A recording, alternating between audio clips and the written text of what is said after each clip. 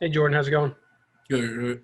I want to ask you, as a defense, how much you kind of watching with anticipation about how this offense is going to do this year, knowing that, maybe a little less pressure on you guys, if they can put up more points, that kind of thing. How do you think that's coming along? Well, we always have faith in our offense, and we're not really looking at it that type of way. We're just looking at it as good on good competition. We got our best guys going against their best guys, so just good competition all around that practice. What's your impressions with Swift and Harry gone, kind of what you're seeing from Zamir, Cook, and the other running backs in terms of, if they can maintain the level or even pick it up more? Oh, it's no drop off. There's no drop off. They bring so unique, bring both things, multiple things to the game. It's really fun to watch and really fun to play with her. They're both fast, so it's giving me a hard time at practice trying to catch up after them. But I love them boys both. Thank you. Chip Towers. Chip. And then Jordan, thanks for doing this. Real quickly, it seems like your career, you've played a lot, but we've been waiting for sort of like that breakout year, or whatever. Kirby's always talking about, well, we want to lose a little weight, or, he's playing in this package, but not in that package.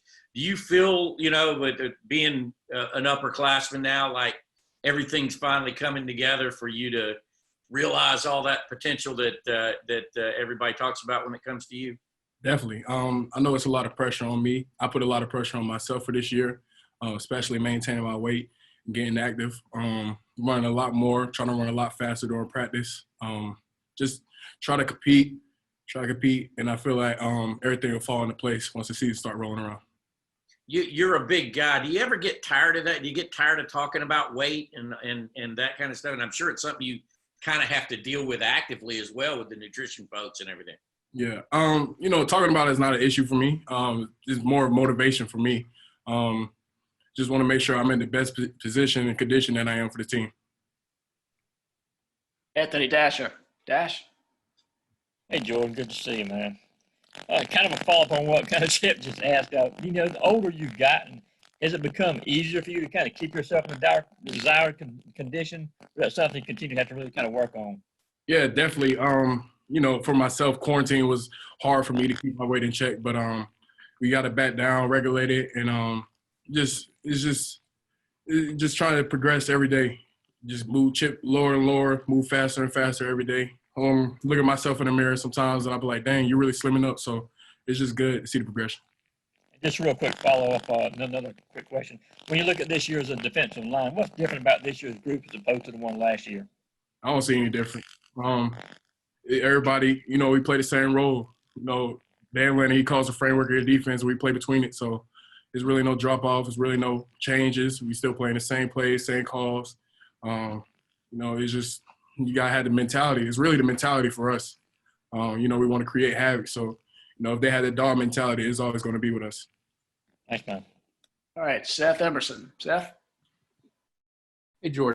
Simple, open-ended question. How will Georgia's defense be different this year? That's a hard one. We got depth this year. I can say that.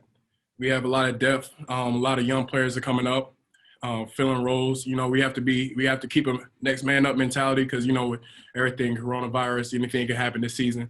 But I can say that the young boys are really buying in, chipping in, and it's been fun to coach them and play with them. So I can say depth for us is great this year. You guys were deep last year, though. Are you just even deeper? Even deeper. We in too deep. That's how it is. All right, Connor, question? Yeah. Hey, Jordan, how have you improved from your sophomore year to right now? I've been working on technique-wise. Look at a lot of game film from last year, my freshman year.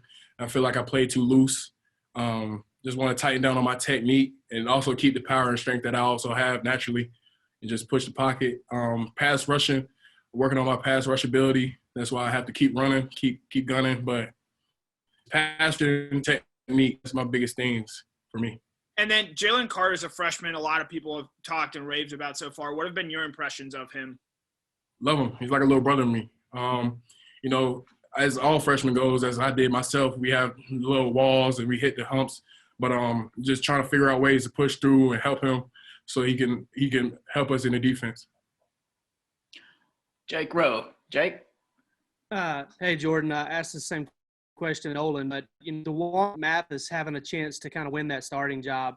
Last year he was able to kind of come in and play on the scout team after being out for so long. Do you remember or recall like him stepping onto the field when all of that happened and kind of what you thought about that? Were you excited? Were you surprised? And it seemed like to us when Kirby told us, it just kind of came out of nowhere. Like, yeah, he's been practicing on the scout team. Was it that sudden for you guys? I can't really say for sure, but anytime where I see Dewan, especially with his story, it's always great to see him on the field because he couldn't have had that opportunity. Like this could have and it could have been for him. Great to see Dewan and his progression. He's practicing very hard. He's making me practice very hard, trying to keep him in the pocket. He's a very elusive player, but it's just good to see Dewan practicing. That's I'm sure he thinks of that way. He's blessed to practice every day, as am I. I'm blessed to practice every day too. Dean Legge. Dean? Hey, Jordan, I want to take you back to your senior season at Mallard Creek when y'all played Zamir. I don't remember you tackling him that night, did you? And then second – I was an offensive tackle that game. Okay, I was going to say. Backwards. What did you think of him that night when y'all were out there? I knew it. He's actually one of the reasons why I was so heavily influenced by Georgia. Another North Carolina boy coming to Georgia, and I just seen the way he played. And I was like, I want to be a part of that. So it was just good seeing him in person, in the flesh. I always heard about him, but I never really saw him to that game. Okay, Greg Poole. Greg? Hey, Jordan. Your sacks and tackle for loss numbers went up dramatically from your freshman to sophomore years. What kind of stats, personal stats, do you look at to judge your progress as you go into your junior season? I actually look at the linebacker stats because I know if the linebackers get a lot of tackles, that means I'm doing my job right. So I always say 2 on me, somebody's free. And so usually when the linebackers make a tackle for loss, it's usually dealing with something on the D-line. Thank you. Jed May. Jed? Hey, Jordan, how are you? How you doing? You mentioned those young guys coming up a minute ago, and I wanted to ask you, especially at a position like D-line where y'all are constantly rotating guys in and out, how do those young guys sort of pushing you older guys help you guys avoid being complacent and sort of thinking, you're good enough when you've got guys like that pushing behind you? I would say I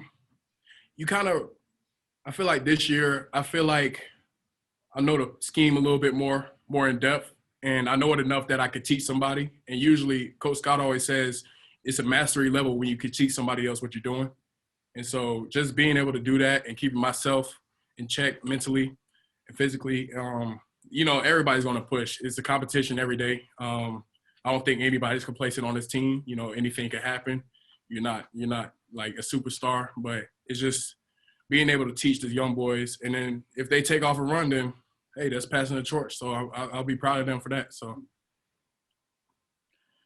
Okay, Jillian McIntyre.